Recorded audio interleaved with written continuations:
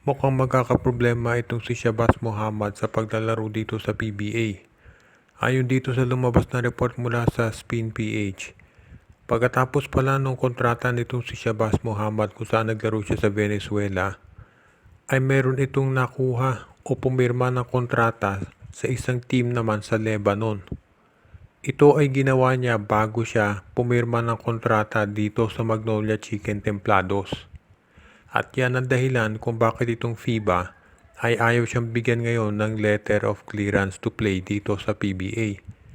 Kinakailangan resolbahin muna ni Shabazz yung kontrata niya dito sa Lebanon bago siya makapaglaro para sa Magnolia. Sa panig ng mga fans, syempre ang iniisip nila bakit hindi man lang chinek muna ng Magnolia na walang prior commitment itong si Shabazz bago siya pumirma dito sa Hot Shots. At yun namang kampo nito si Shabazz, ba't hindi nila sinabi kaagad dito sa Magnolia na pumirma pala sila ng kontrata dito sa Lebanon? Ayon dito sa mga reports, nakakuha raw ng dokumento ang Spin PH kung saan nga itong si Shabazz ay pumirma nga ng kontrata dito sa isang Lebanese team para maglaro ng basketball. So paano gagawin ngayon ang Magnolia? Ang pinakamasama pang problema dito, itong si Glenn Robinson mukhang ayaw na raw bumalik dito sa Magnolia Chicken Templados dahil nga hindi raw naging maganda ang pagtrato sa kanya ng management.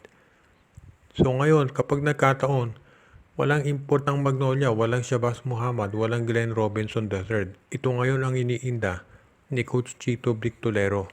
Kaya kinakailangan maayos ito ng maaga itong Magnolia dahil syempre mahirap na dito sa Governor's Cup kapag ikaw ay nawalan ng import.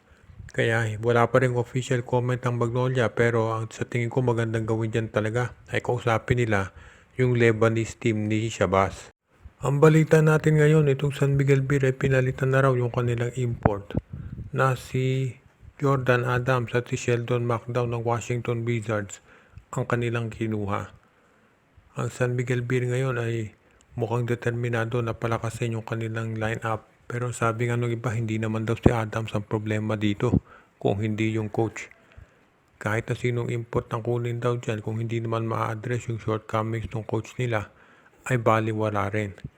Anyway, tignan natin kung makatutulong yung ginawa ni Coach George Gallant na pagpapalit ng import para dito sa San Miguel Beer.